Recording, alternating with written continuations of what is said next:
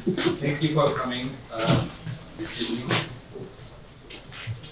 2 days ago was 48th anniversary of the ending of the 1971 War of Liberation, and people have been remembering different ways.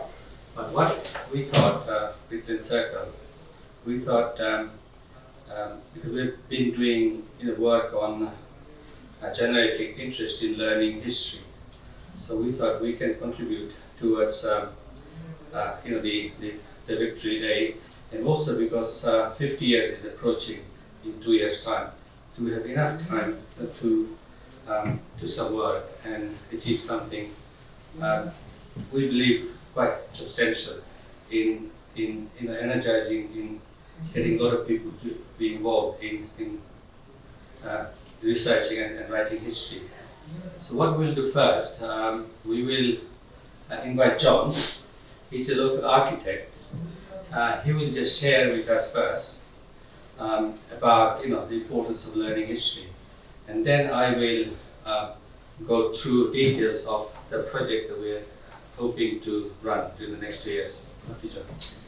Thank you. I've lived in Tower Hamlets for 20 years now, and Dr. Amdava said to me, I want you to do a talk about history in 5 minutes today. And I thought, well, what history of everything? 5 minutes, that's quite a big ask. So what I'm going to talk about is some projects that I've been involved with which do have a historical connection and relate to some of my history in Tower Hamlets. So this is a stock exchange building in Amdava, and this was instigated by the British, and I went there to Amdava 2 years ago, and we come across things like this. This is an empty building, and what is this about? And part of the reason I went to Amdava was to see buildings by Whitechapel, who went on to design the Bangladeshi Parliament building. And then in Tower Hamlets, there's obviously some kind of connection that it has with South Asia. And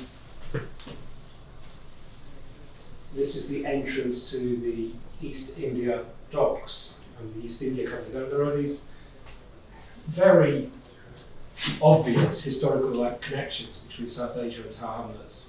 And rather than talking about the importance of history, I'm talking about the importance of history as I learned it living here from Dr. Amdava and the people that he's brought. And I've understood where I live in London and how it's come about. This is where I live specifically in Tower Hamlets, and it's looking down on Well-Close Square, which is that field there in 1658. So looking at the plans of Well-Close Square,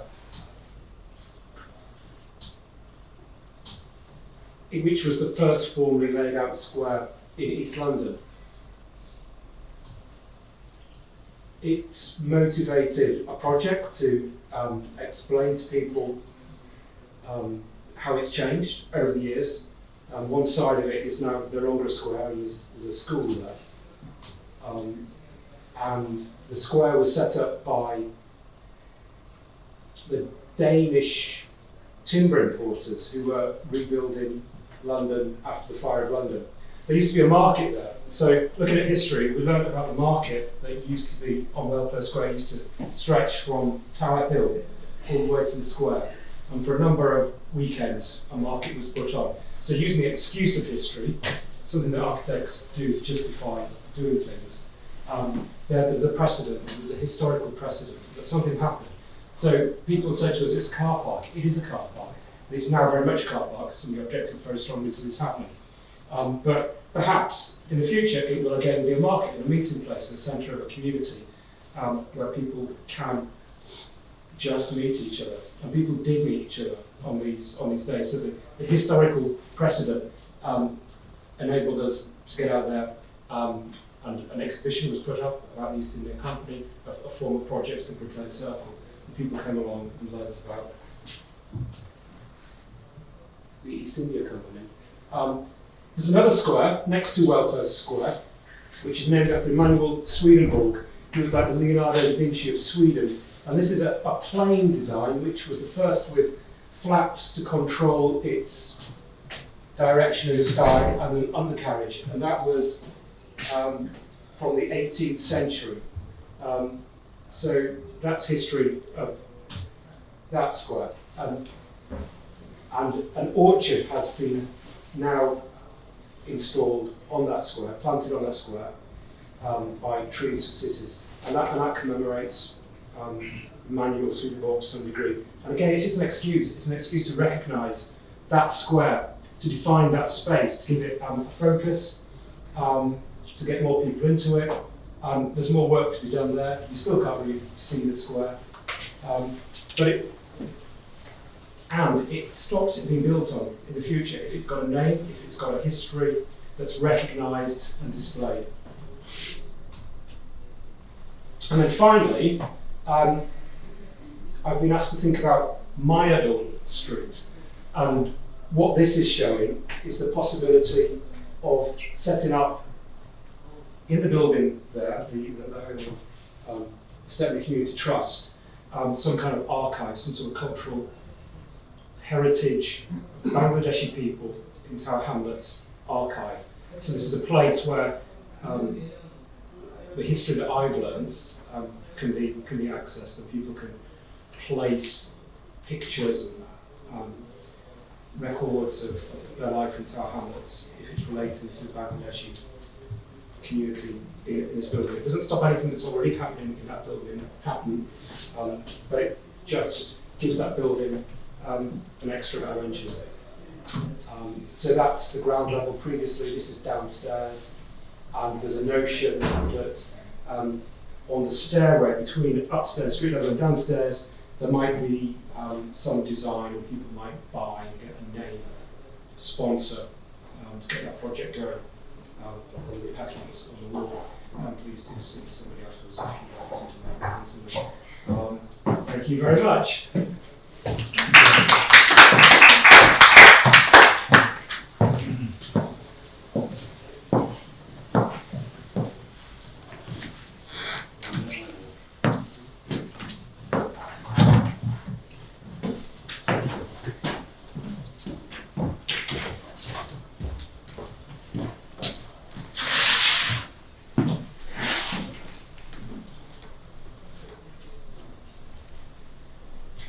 I've got lots of slides to go through. If I see you getting bored, then I will speed up. If you are enjoying, then I will keep at the right pace. Now, does anybody know what this picture is? It's in that Malay TV state, isn't it? This is Whitechapel, tea state, not very far from Sylhet town. This is the only one with this the date on it, right? So I believe this was the first tea state established in Bangladesh side. Assam was earlier, even from the late 1830s, teas were imported from Assam systems. And it was the British who established all the tea states in Assam and Sylhet. This initiative, some people think it's crazy, making 500 years of history. Now, we thought about this, and we think we can manage, We came up with a plan, how we can manage this. We hope we will be able to deliver something quite good. Bangladesh is going to be 50 years in 2 years' time. So we got 2 years from now until end of 2021 December to produce something.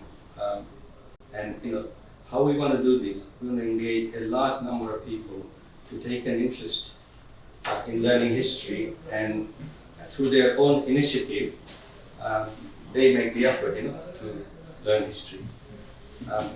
And I will go through some of the mechanisms that we will be sort of running or organizing, through which we hope to keep the interest going, but also support, and opportunities for people to, engage with other people and learn about the sources of knowledge, sources of historical materials, and so on. So what we want to do is to engage people to look at the last 500 years of Bangladesh. Now, I know people say, I think, how can this be said that Bangladesh didn't exist that long? But the land which covers Bangladesh exists forever in the past, right? So basically the idea is we want to look at this land of Bangladesh, see what happened to it over the last 500 years, right? So if you had a ruler who was ruling, say, Bengal, Bihar, and Orissa, right, or some parts of Bengal in certain time, which part of current day Bangladesh was under the ruler's control? Take Sylhet, for example, right? Sylhet was part of Bengal even when Shiraj-ud-Dowlah was defeated. And the British conquered Bengal. But we don't know the exact border of Sylhet at that time. But then later on, in 1874, Sylhet was carved out of Bengal by the British and included in Assam through administrative reform. Now, before that, the British were planting tea in the hilly areas of that part of the world. So I was wondering whether one of the reasons why they took Sylhet out was to include all the tea growing areas under the same administration. I'm just speculating, I haven't done any work research, but sometimes when you are looking at history, you get all sorts of ideas, but you got to check those out with records and facts, information. Now 500 years rhymes quite well with 50 years, right? 50 and 5. Also, when we think about time, 50 years, 25 years, 75 years, 100 years, and 500 years is somehow, I don't know, get you interested. And 500 is half of 1,000 years. Also, another reason is that it was 500, from around 500 years ago, also when Bangladesh, current day Bangladesh,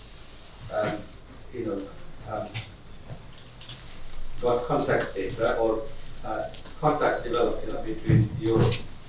The Portuguese came to Bengal officially in Chittagong in 1517.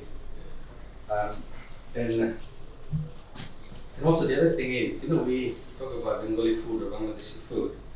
If we don't understand the history of the Portuguese in Bangladesh or Bengal, we would never understand our food. Because Portuguese had massive influence in what we eat. So the other thing what we want to do is we really want to encourage people to try and look at history in an objective way, because there's so many politicized history, and we've been massively influenced by partisan, history,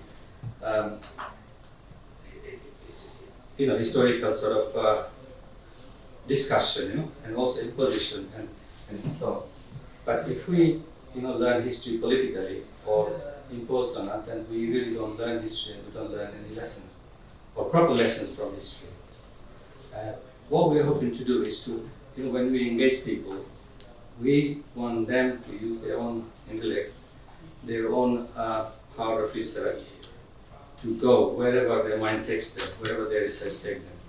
And if at the end of the day you get 30, 40, completely independent pieces of work, then the whole, as a community, will become more enriched. We will have more tools, more understanding, and more powers to use history for and more input, right?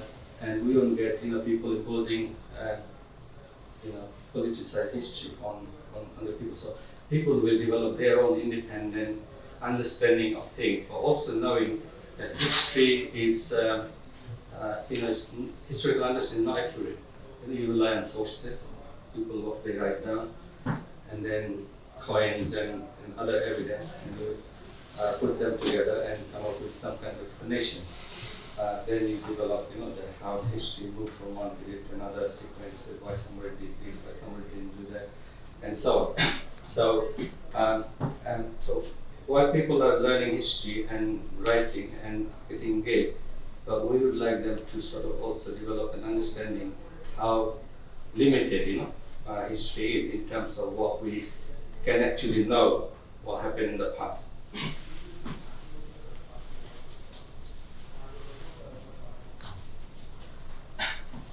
Now this is one of the, you have Chittagong hill tracks there. Now Chittagong hill tracks people, they're not Bengali people. I went to Chittagong hill tracks and I think there are about 10 major ethnic groups, might be even smaller groups. And they found themselves incorporated into Bengal. They're not a land of Bengalis, but it is becoming land of Bengalis, right? But Chittagong hill tracts were incorporated as a result of British conquest and partition of India and so on. So if we want to know the history of Bangladesh, right? So we also have to know how the people of Chittagong hill tracts were Bangladeshi now, were in Bangladesh, and they were not part of Bengal behind Orissa or Sirajuddaula. So their history, what happened in the last 500 years. Now, when we encourage people to get involved, we're not asking or hoping that they understand. They try to develop an understanding of the whole 500 years. We want people to look at something very small, something that they get interested in. It can be economic, political, cultural, music, buildings, whatever they find interesting. And if you look at the rest of Chittagong, a lot of the part of Chittagong was under Arakkani control until 1667, when Shasta Khan finally took it over from the Arakkanis. And then after the Arakkanis lost access to Bengal resources. And this is one of the reasons why the Arakkans slowly went decline, because they couldn't come and take resources from Bengal. This is how we want to run this project. We want to run 2 competitions, one for 14 to 18-year-olds. We haven't decided all the details yet, but we hope to, these are the prizes, we're going to give like cash incentives prize. And then next exhibition, competition for 18 to 24-year-olds. And we would like them to do something a bit more substantial, and the cash incentive prizes is higher. And we will choose 10 best from each of the groups, then we'll publish them in a book.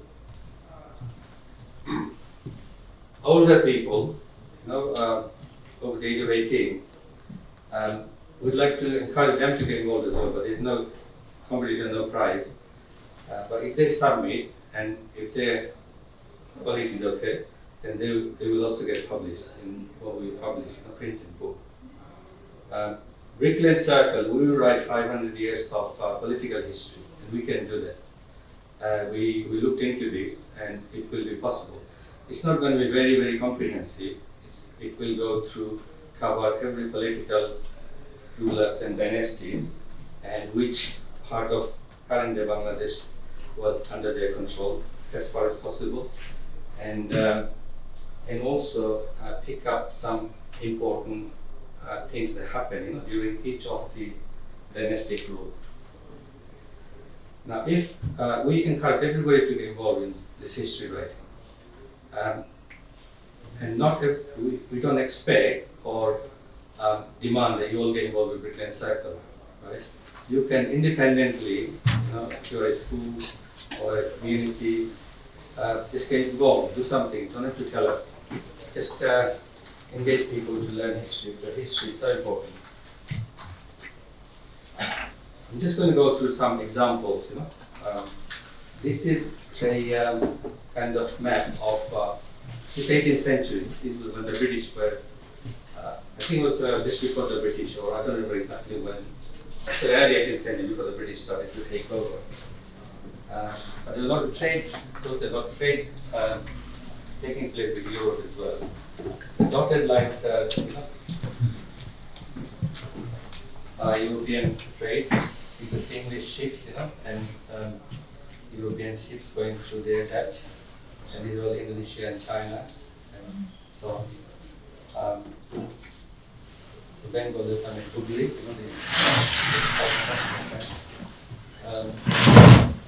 from Bengal, from Dhaka, Bangladesh, from Chittagong, from Dhaka, you could go directly, route to Delhi and other places, and to the Great Silk Road.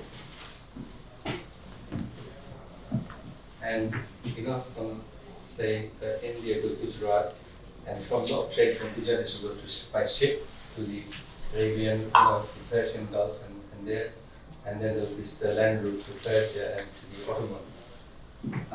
So there was lots of trading, taking place, and Bengal was quite a very important place, especially for textiles. Bengal used to export a lot of rice as well, but textiles was the main sort of money earning, industry for Bengal.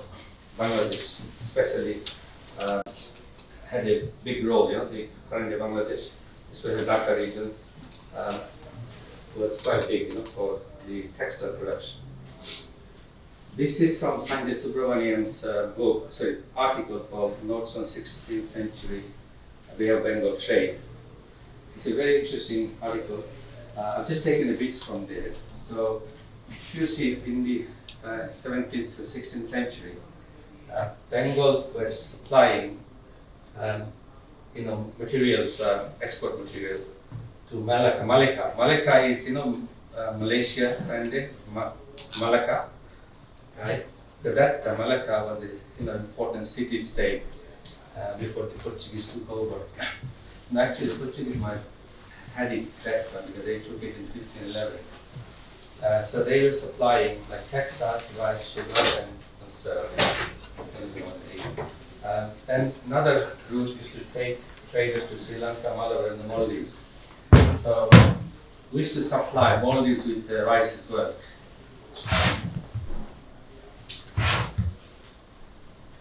And textiles, good stuff. Then the trade with Burma, right? You can see some of the things that we used to supply Burma. And Sanjay Subramanian also gives information about imports into Bengal from different places, which I forgot to include today. Sorry about it. So Bengal has direct trading links with Gujarat, right? You can see, again, textiles, sugar, and pepper. Now, there used to be two-way textile trade with Gujarat. And Gujarat used to produce, if I remember correctly, excess cotton, right? So Bengal used to buy a lot of raw cotton from Gujarat, and Gujarat used to buy a lot of raw silk from Bengal. So there was this trade for going on for a long time. And direct trade from Bengal used to go to the Red Sea as well, right? All the way. What I'm trying this is that there's so many potentially so many different subjects that somebody could get into, in the last 500 years. And if we develop a good understanding of different things that happen, then we'll understand our country, and our people, the mentality and culture, and lifestyles and attitudes much better. There's some other examples, right? There was an Abyssinian rule of Bengal. Their capital was in present-day West Bengal. It's called Bengal now, right, in India. But I don't know exactly how much of current-day Bangladesh was under their rule. That would be an interesting thing to try and find out how much of present-day Bangladesh was in their rule. But they only ruled for 4 years.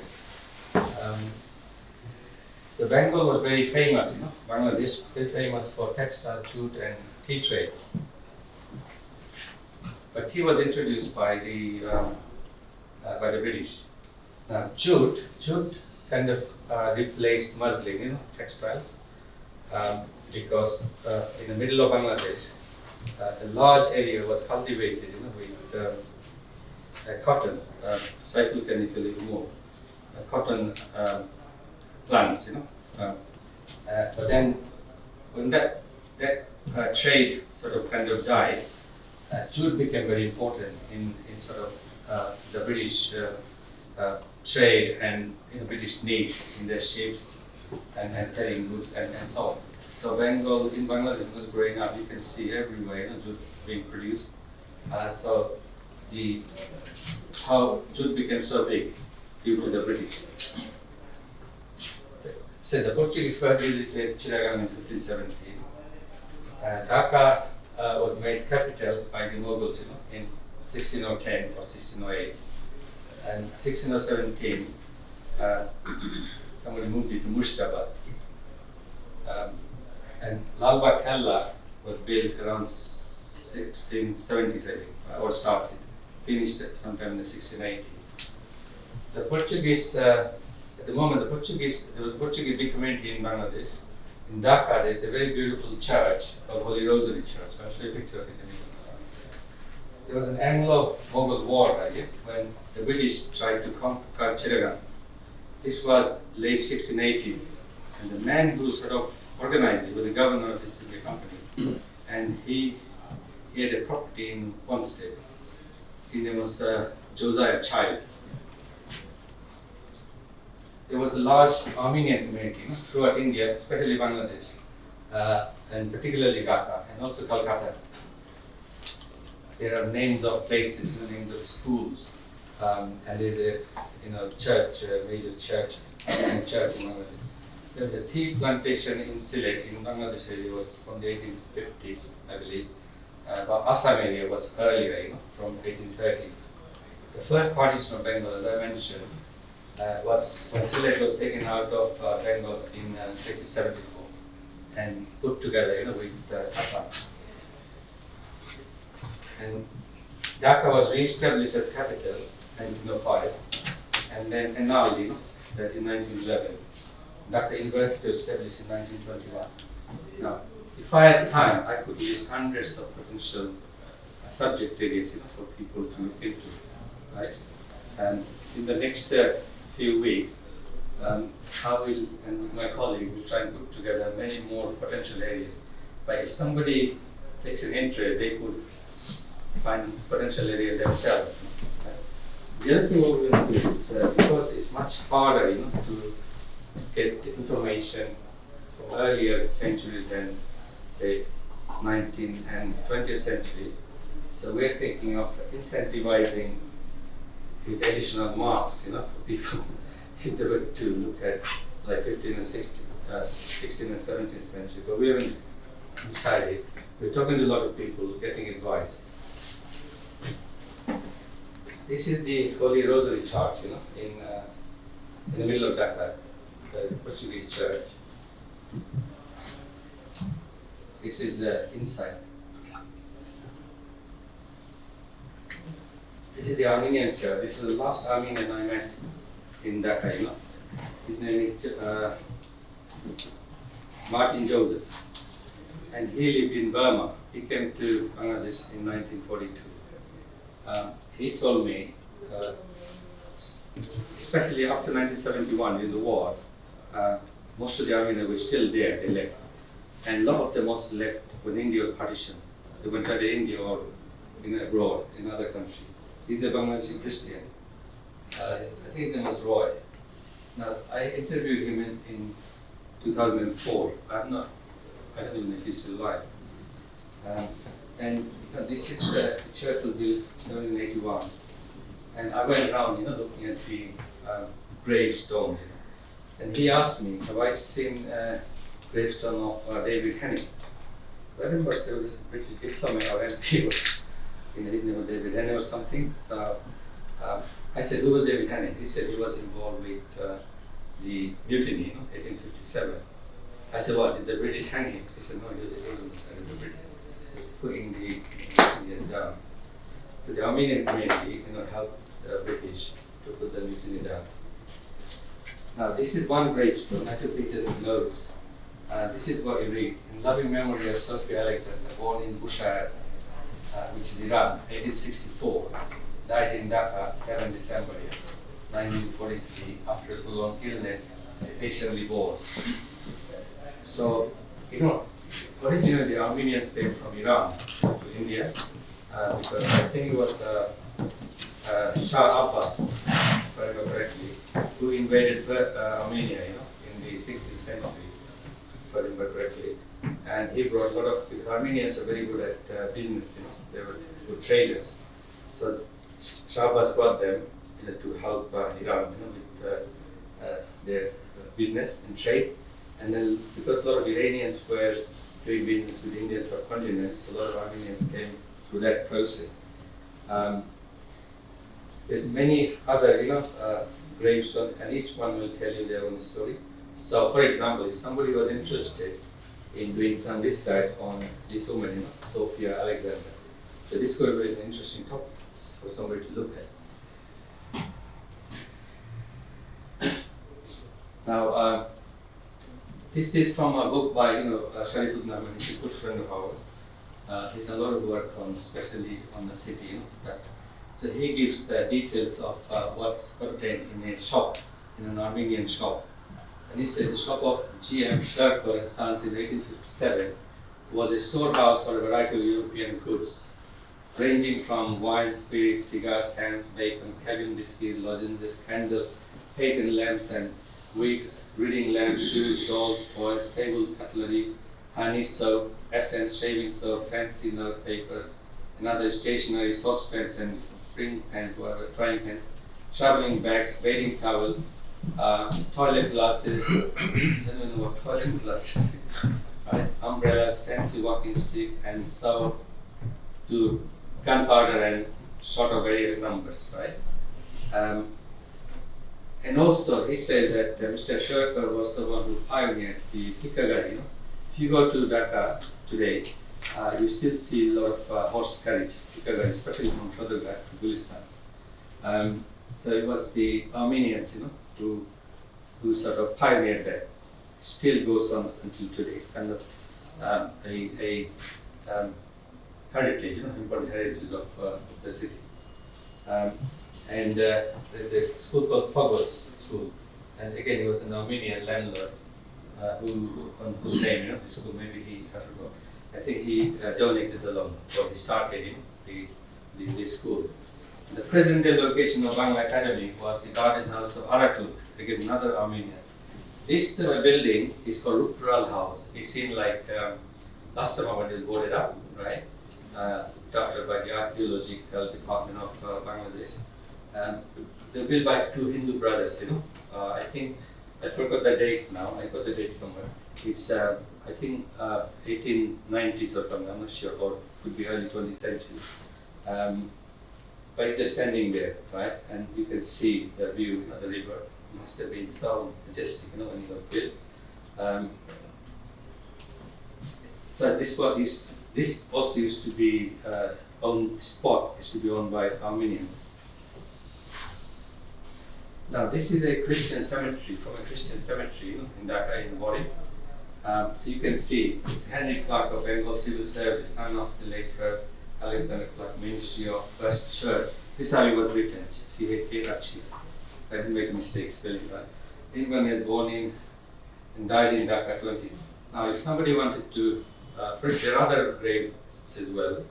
It would be a very interesting topic if somebody was to look at his life and see where he came from here and maybe trace some of his family, you know, or something.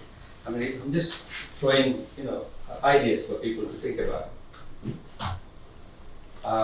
This is the famous Hindu temple. You can see how beautiful it looks. It's been like an iconic, you know, design, and it just, when people look at it, just everybody's attention goes to that Hindu temple.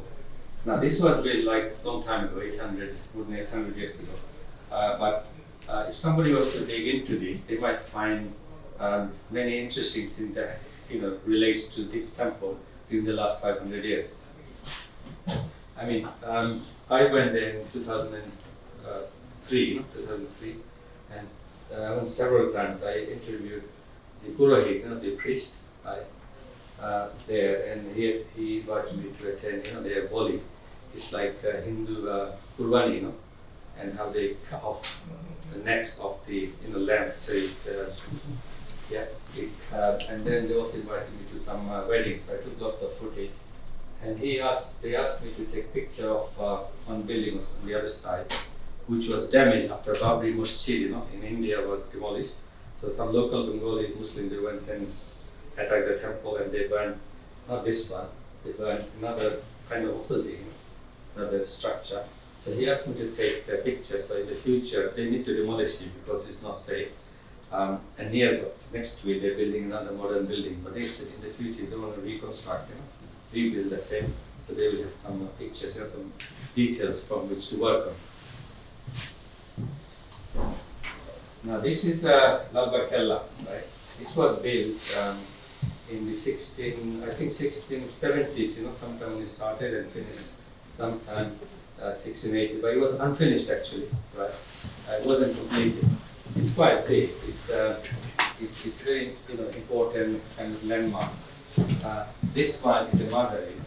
Shaista Khan's daughter died quite early, at the age of 13, Kori Bibi. So she's buried there. It's called Kori Bibi Mazar. That's the mosque, and this has become a museum now. And there's a massive pond there, really massive pond. Now this is Josiah Child, his picture. Now I got this from the internet. I don't know if this is correct or not. I think this indicates where his mention was the one that he got in Munster. So somebody who tried to conquer Chittagong, right, organized the conquest of Chittagong in the 1680s, and he lived only there.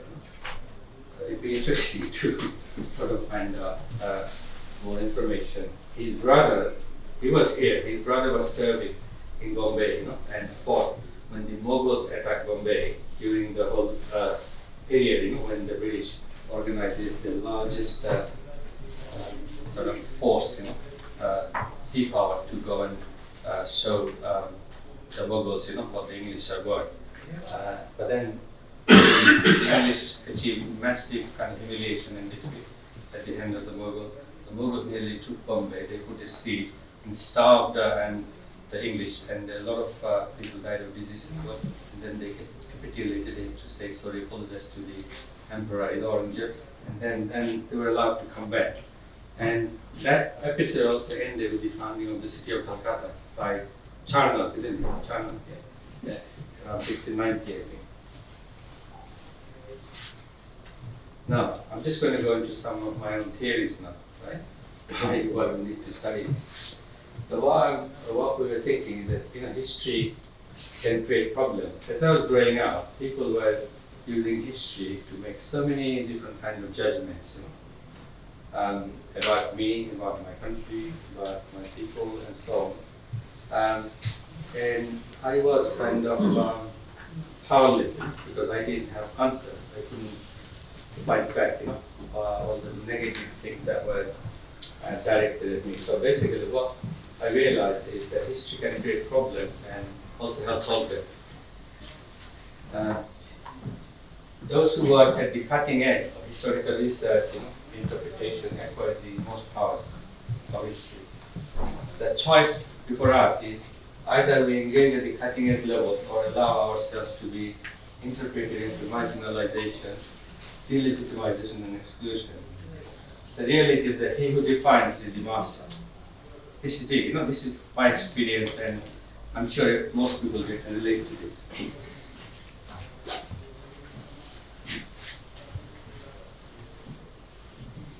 These are some of the reasons why we think why a group face disadvantage. Excessive political history, because that doesn't help them understand or learn anything.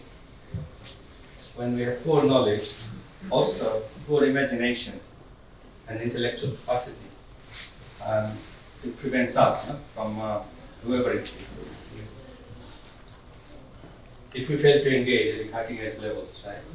And if we are always the recipients of other people's interpretation, and if other people treat us with double standard because they have the power to do it, and we cannot sort of fight back. And you will find that people who are below, people who are top, they always use all kinds of mechanisms to undermine them, double standard and all kind of things. In society, there are hierarchies of power, right? You know, you have economics hierarchy, history, knowledge, social.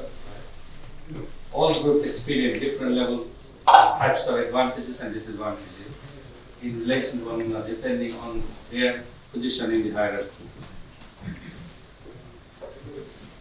Eurocentric history, right? Now, it is becoming increasingly clear, you know, what's wrong with Eurocentric history, and people are challenging, in Eurocentric history. But what I have also realized is that there are not only Eurocentric history, there are also many other centric history, around the world, and they are also problematic. Other centric history, right? So within every group, in every country, whether ethnic, racial, whatever, there are division based on economic education, right? Within each group, there are some who have the power to dominate, while those they dominate are powerless to resist being dominated. Monopoly and historical explanations generates advantages for some group at the expense of others. Our hope that all groups acquire the ability to engage at the cutting edge level so that no one is disadvantaged or advantaged with regard to how history is recorded, interpreted, and utilized.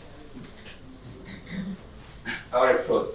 Now, through this project and also all the work that we have done on history, we are not trying to create an alternative narrative or change a dominant narrative and come up with something different.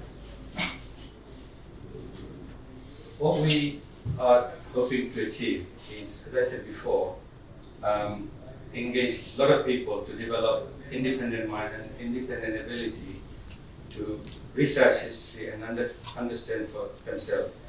One thing I personally learned over the years is that, this is my personal view, when two people say exactly the same thing about a particular historical event or development, then either they both, none of them have studied for themselves, or one studied and influenced the other one.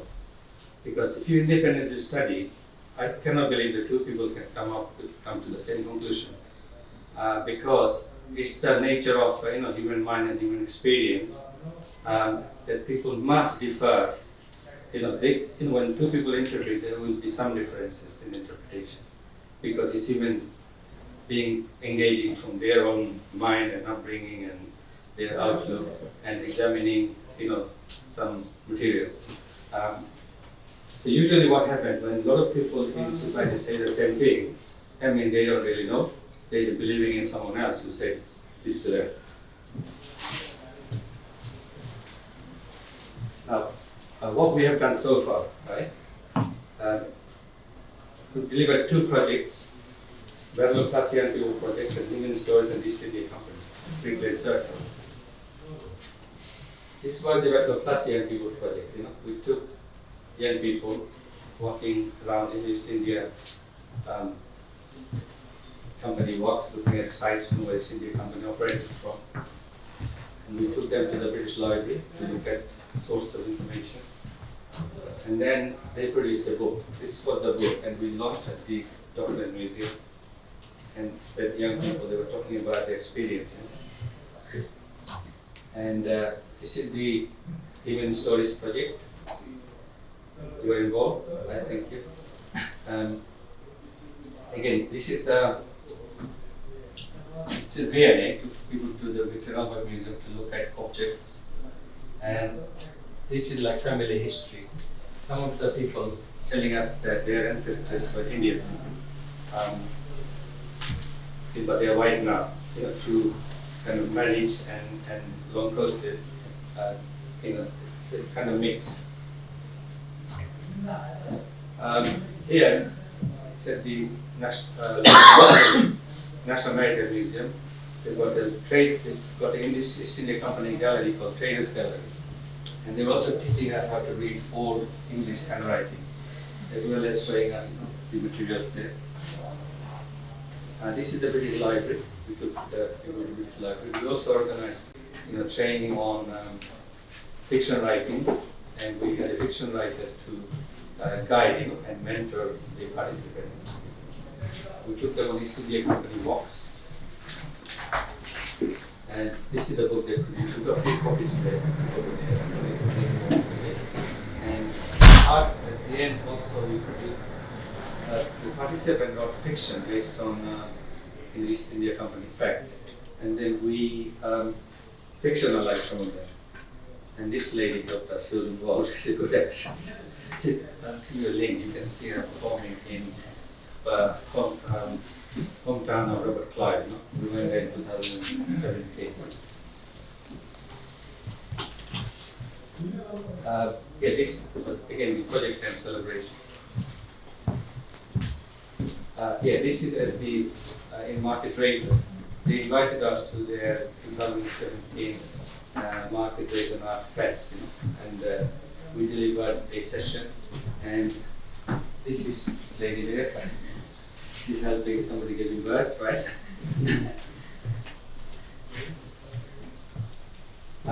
This is Strawberry Hill House, and there's also this house in Twickenham, near Richmond, Twickenham, Richmond somewhere, and has again links with this near company. So there are 2 projects, but we've been running Bengal History Week for 10 years now, and this Nick Robbins, is giving a talk. So over the last 10 years, we delivered more than 120 presentations, and about 90 different people spoke. It's all in our website, and at the moment in YouTube we've uploaded 85 videos. We've got a lot more left. We're getting there.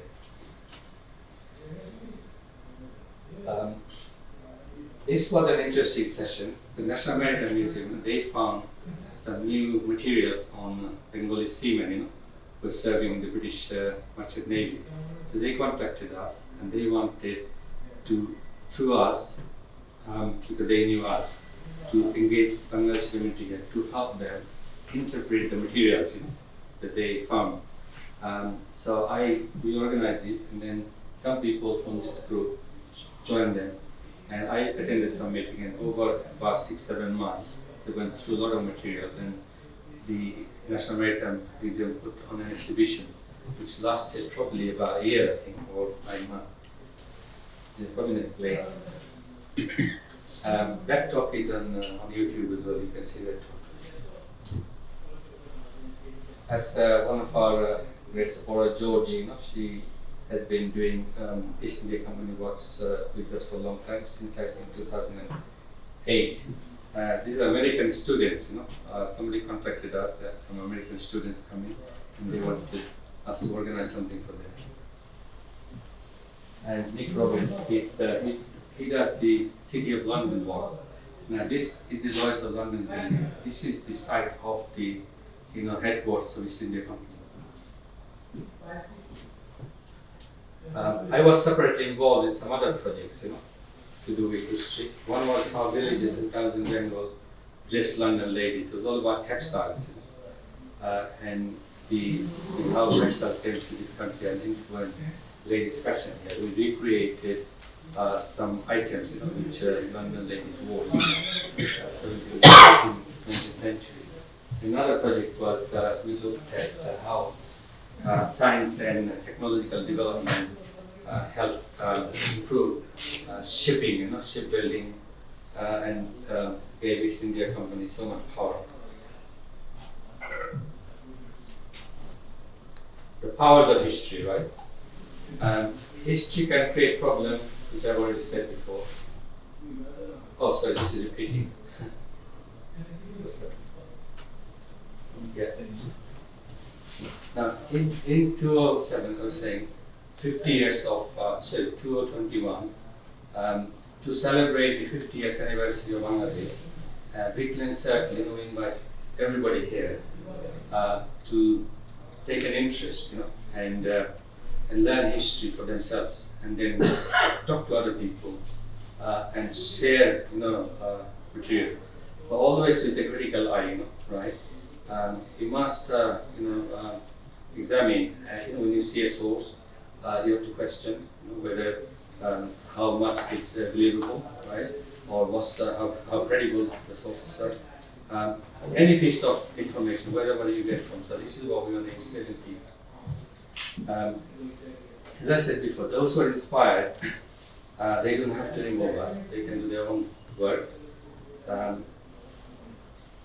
We will produce a printed publication at the end of in December 2021. From now until then, we'll be organizing 4 conferences. And we've got dates for those conferences. This might change, but we'll try and keep to the dates. 4th April, 27 June, 17 October, and then following April, 2021, where we will discuss about research methodologies, sources of information, discuss various topics, right, and introduce more topics to people. If any schools, or any education institution get involved, but we don't want to do any direct work with children, in school. Our competition is going to be open, so if any school wants to work with their children, they can, and they can submit if they want to compete for the prizes, or they can just do their own projects if they don't get involved with us. But our cash prize is incentive for people to submit work, so that we have talked to quite a few people, and various people have shown interest, in getting involved in supporting us, academics and teachers and librarians, archivists, this archivists. And early, sometime maybe February, we'll publish more details and timetables how we are going to run this. Any question?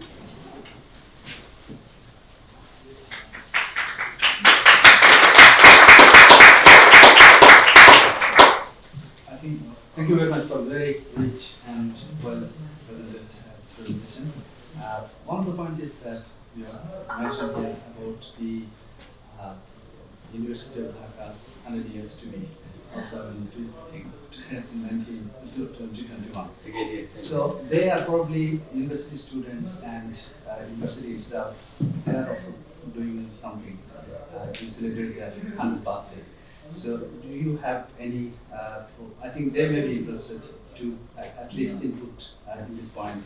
And at the same time, have you contacted High Commission here as well? No, we don't want to get involved with, any government or institution like it. But it's open to anybody, right? We want to engage with, say, British Library or, libraries, academic institutions. We don't get involved politically. Any other questions? Everybody happy? You to get the children involved, are you going to, or look to young people? No, we will be promoting, to schools and other places as information, but we don't want to do any work, directly with schools. So if any teacher wants to get their pupils, involved, they can do it, but they can talk to us. We can provide them knowledge, that we have, or links that we have, with academics or sources of information. Any initial plan for a play or something? No, I mean, at the end, when we have the celebration in 2021 with lots of hopefully very interesting writings on history, I'm sure we'll create some kind of performance, but it's not. We haven't been thinking about it. We're just focusing on getting the history, Just a suggestion of maybe looking at, to get more people involved, looking at 10, 50-year blocks, so people can concentrate, and groups can concentrate on those. So 50 years of Bangladesh, 50-year blocks, you've got 10 blocks, that drives more people into those areas and gives you a clear idea of what's going to be researched anyway, right at the beginning, by the depth and the breadth of stories taken from that arena. That's it. That's a good idea. What we were thinking is to create more incentives, for people, and how we'll be marking them by it, because it's going to be more difficult. But whether it's going to be fair or not, that's what we take into account. But no, what you said is right. They're very. That way people can concentrate on elements and you then get a much richer perspective of the whole thing, rather than, because if everybody decides and you get very few at the other end, then you haven't got, you'll be ending up writing a hell of a lot more yourself than everybody else. I mean, the insurance is that we'll be writing 500 years of political history. So if we, because what might happen, you might get a lot of interest, last 50 years, right?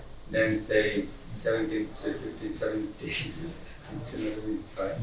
But because we will try and also put some interesting topic ideas, right, which might inspire people to know when chili was introduced in cooking, right? Or when potato or tomato. Sorry, no. So, just curious to know the topic that you chose, 500 years, and what was interesting to know that is 500 years the beginning of when the Portuguese first came to Bengal? I just mentioned it. The first Portuguese official visit, officially, right, sent from Goa, right, arrived in Chittagong in 1517. Okay. 1517. So this, just the way you've chosen this topic, I'm just curious to know why did you choose 500 years in the history, even beyond that, but you had to have a cutoff, I suppose, hence you chose 500 years. It's very difficult to get so much information about 500 years, but the history definitely is beyond 500 years. But like if you 500 years sound much interesting than 600 or 700. Like 500 is half of something, right? Like 50. So it just sounds, and also I can personally see how many things that happened 500 years ago directly influencing us now. But at the moment, I'm sure we can find, 1,000 years history which is influencing us. Especially the Mughal period coming onwards, because a lot more can be seen, but beyond that it will be difficult to... No, 1500 is lots of stuff. Yeah, a lot of stuff, right? The Mughals came, late 1600s and then 1610, established Dhaka in the capital. But no, 1500 is a lot of things happening in Bengal, in Bangladesh. Yeah, a lot of things globally as well. The Europeans started, to go abroad and so on. And just on that question, it's about Europeans. What about the Abyssinians? Yeah. But what I know about, I haven't done enough work here, but say the armies those days, they had soldiers from many countries. Even the Mughal army had lots of Afghan soldiers and from other places.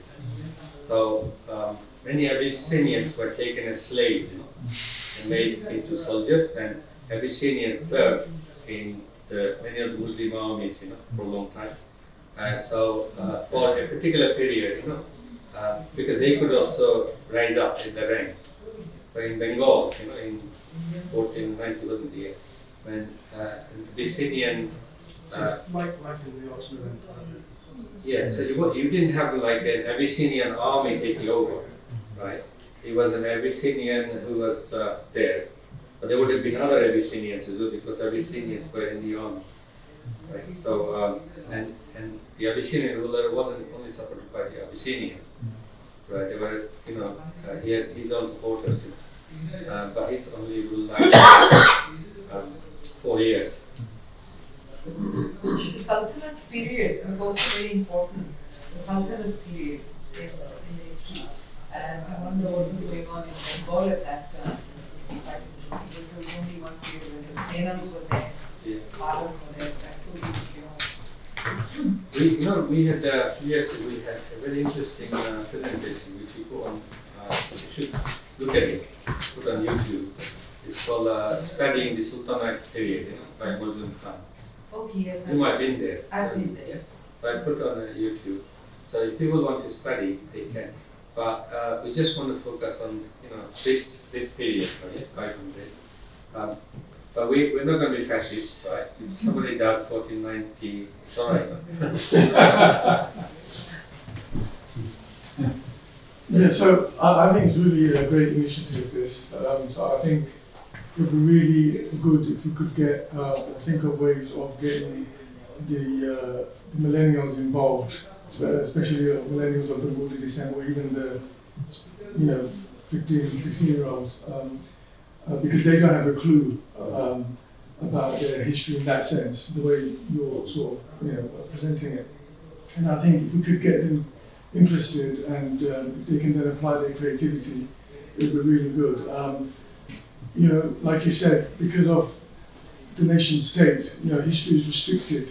So Bangladesh, when they write about history, they'll only restrict it to 71, and then, the universe began in 1971. Prior to that, there was no existence of anything. So that's the sort of tunnel vision of history that we get from these kind of models. So I think it's really good that 500 is a good number. Maybe after that we can do 1,000. Yeah. That's right. I mean, so I'd like to help out wherever possible. I mean, if anybody got any ideas, right? Say for example, if we want to, I have had some emails from school teachers as well, wanting more information. If anybody has any ideas how we can generate interest among younger people, they want us to organize something, we'll organize something. Right? So I think really today was to just introduce the idea and get some feedback, and then kind of next stage we got 2 years, but we want to engage as early as possible, so then they will have enough time to do research, because sometimes it takes time to choose a topic, right? Unless they are already interested. Something I'm working on, but not directly related to that, but something that drives a lot of traffic through the project is we're working with the gaming industry in terms of computer games is bigger than film, music, and all of those put together. Right now. And what drives through that is a lot of young people and a lot of it is now being used in education and history to drive that through that sort of element. Maybe talking to who turn it into so every time you do a bit, it adds on to your history of your 500 years. And you end up with various points. You can turn it into a game that will drive that millennial element through it and make it a far more interesting thing. And I can introduce you to some of the top people that are now gamizing. Let's talk about it. Let's talk about it another time. Yeah. Because as this Because develops, then we might be able to take some of the learning from here to that year. Yeah. Now, can I invite, she's going to talk to you for a few minutes. Oh, I mean, you did put me flat on the spot. I think, from my perspective, the reason why I wanted to be here today was to really support the project. And when Alhamdulillah first spoke about it to me, I was very interested because I'm personally quite interested in history. And again, like you said, the biggest problem that I've faced when I try to understand the history of our country or the country of our parents' origin, or however you want to put it, the biggest problem we always face as young people is the politicization of the history. And it's quite interesting that we look at a period quite wider than what normally gets politicized, so then you have a better chance of having a more in-depth look at history. Yeah, I think that's really my kind of why I wanted to be involved with the project. And again, for me, when I was quite young, we did a performance on a poem in Bengali which was called, I don't quite remember the name of the poem, but it goes like Nuruddiner Kotha Mone Pore Jay, and it was about, would you know about that? But it's a poem that does talk about the different periods of history, and we had used that to showcase different periods of history, and I think that was the first exposure I had to this idea that there was a Bengal beyond 1971, that there was a Bengal beyond 1947, and that there was that what we consider to be Bengali heritage or Bengali history is so much older, so much richer than what we kind of look at with our narrow tunnel vision of where we put those 50 years or even like 67 years mark where we say, okay, that was what we thought was history. So yeah, for me, that's why I want to stay involved in. I think it will be a very exciting opportunity for young people to get involved and have a look, have an interest. I forgot to tell them your name. Oh, my name is Tasmia. And I've been involved with a couple of projects with Untitled now. And every time I come to one of his events, I'm really mind blown by all the kind of information that I get to find out and that I get to learn as well, in terms of all his presentations or in terms of the speakers we have, in terms of the conversations we have afterwards. So look forward to speaking to some of you guys afterwards as well. Thank you. Can you invite Sanjukta, really forgot your second name, Ghosh, isn't it? Yes. To say something. She's been a good supporter of us. Okay. Of course, And how much time have you got? it's up to people. If they get bored, they will leave.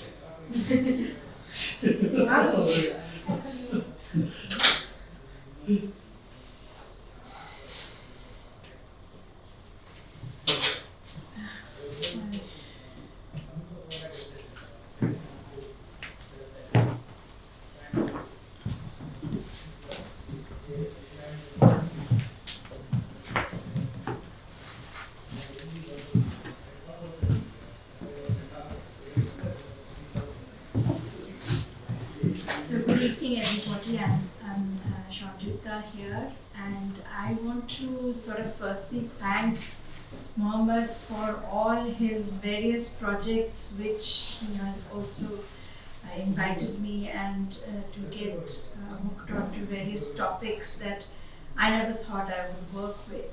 I think the East India Company was the first project that I got involved with. And we worked through science and technology in the East India Company at a time when nobody was actually associating the project anything but about trade, for instance.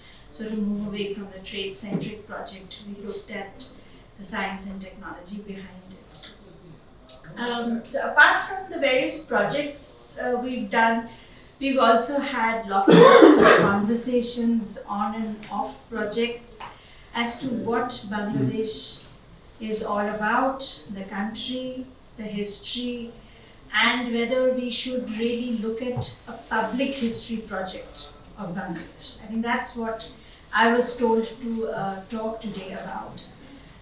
That you come and I'm going to take a bit of time here because I've obviously put together a few elements which I thought I want to bring out here and discuss. I mean, we've had a whole load of topics that will be done in this project. So you have from 15th century to 16th century to various regional histories and so forth. But I'm personally a historian who is very much interested at this juncture when everything is being digitized to understand whose past are we talking about and what kind of past is therefore an object for both critical thinking when past is actually being appropriated for leisure as well as for pleasure. And so there is never one story and one foreordained outcome of that story, I feel. That is the message of some kind of historical methodology that we can think of when lots of new history conferences that you can go to or to congresses you go to, people are really talking about what should be the methodology of history when historians are confronted with these various versions of what is true. Are we going to really look for the more objective, truthful history, or are we going to let history be appropriated and interpreted by a whole range of people who are really not historians? So where is the historian's art and craft, and where is the public history then going to fit in? So I'm going to sort of give you an example of what has been going on today. before coming here, I was constantly being texted to and told to come and join the Aldwych gathering about National Citizenship Bill, which is being passed in India, which is now not a bill anymore, it's an act that is going to affect India as well as the refugee population who are classified still as refugees in the eyes of society in Bengal, for instance. And therefore, this larger question about our relationships with our great neighbor Bangladesh and whether Bangladesh should be the satellite of India and should be read like that. So as I was sort of trying to participate in that meeting, I saw lots of Facebook posts suddenly on the partition of Bengal, the famine of Bengal, which is all about hunger and famished bodies being circulated in the social media.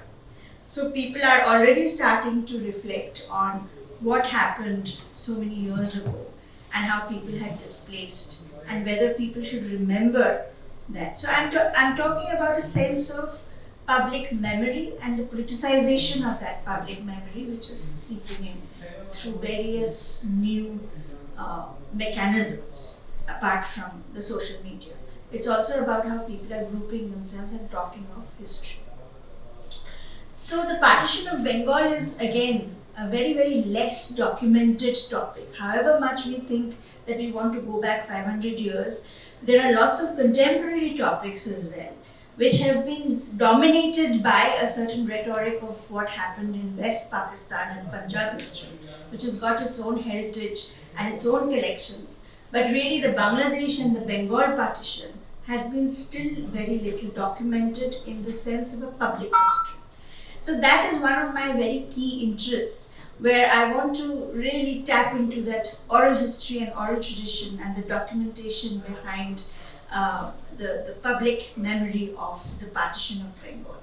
And in Brick Lane, I have presented a paper here on the semiotics of rice and on Bengal famine, where I looked at various ways of interpreting the famine beyond the economic theory that we normally associate with the thesis of Amartya Sen, but looking at the more cultural representations of famine, the literary representations of famine, and how famine is actually still living with us due to our engagement with the agrarian class and the agrarian history of it.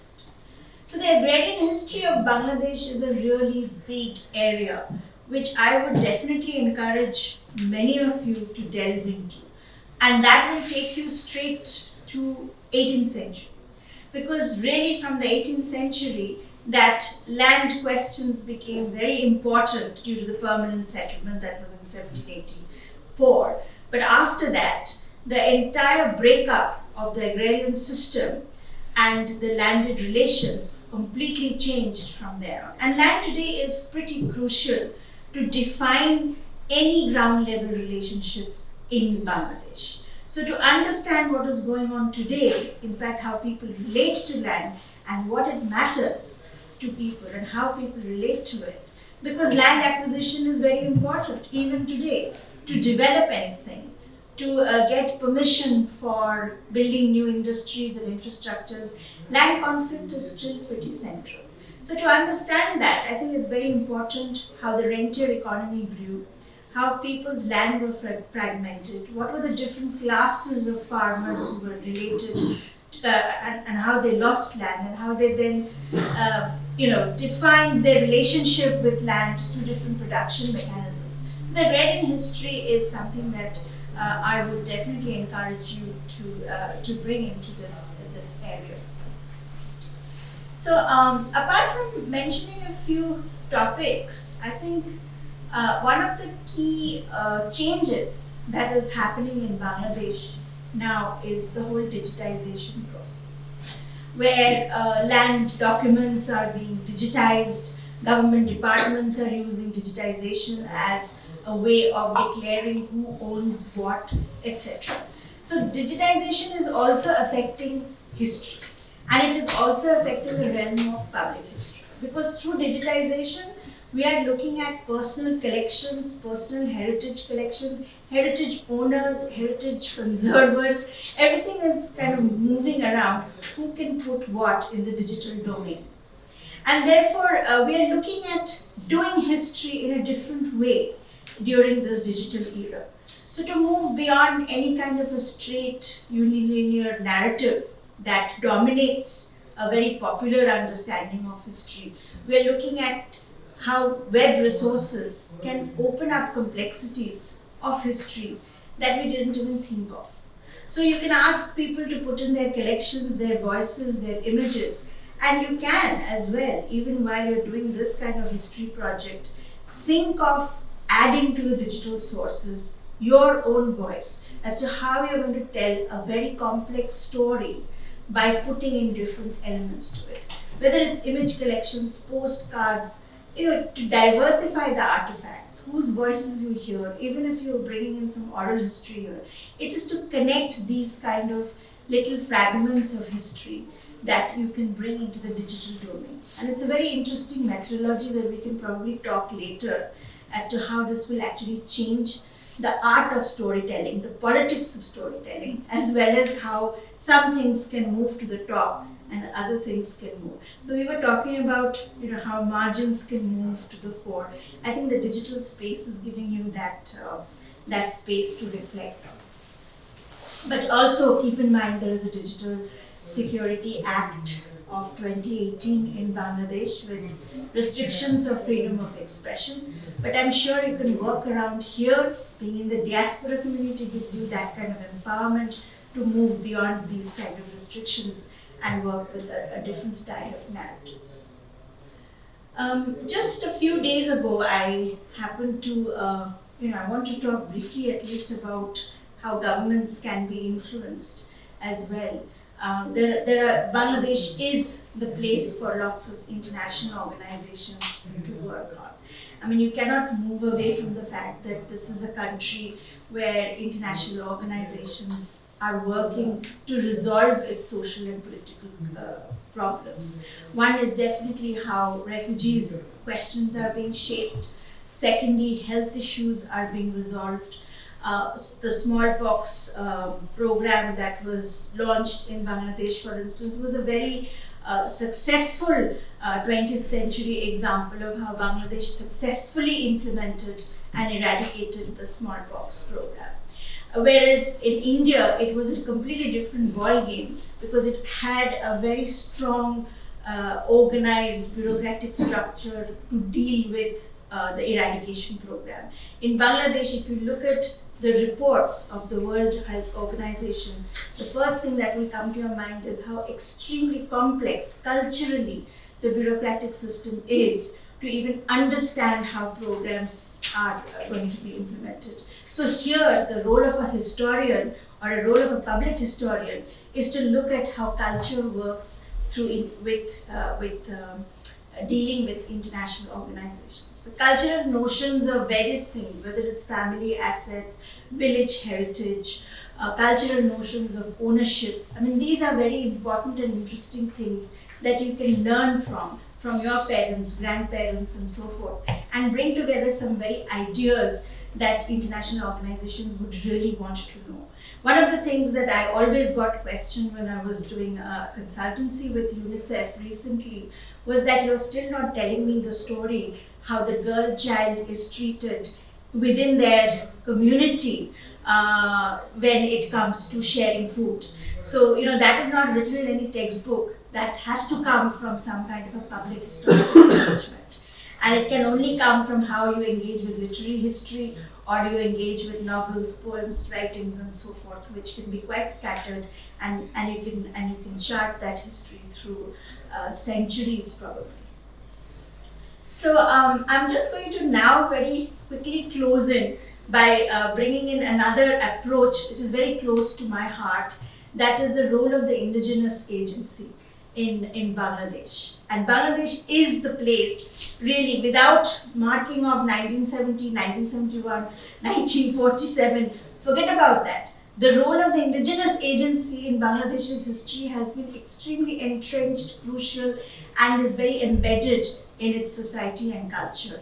And this can take you on to how public environment history is very, very important for a geopolitically important region like Bangladesh, with lots of climatic changes, lots of conditions that are not favorable for, say, a harvest or food security issues or water scarcity issues. I mean, these again have environmental history can be studied for a very long period of time, and it will be interesting to see if many of you or some of you would be at least keen to delve into how climate changes are recorded, how sustainability issues are recorded. You know, we briefly talked about introduction of vegetables and fruits, but it's also a story of biodiversity here that is very linked to how indigenous people have shaped their histories. So with that, I'll stop.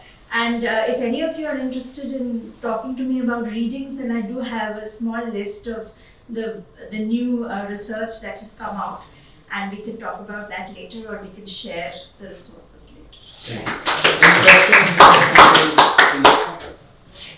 Any question? No, I think who's the next is Sanjukta, and thank you, and you can see people are quite tired.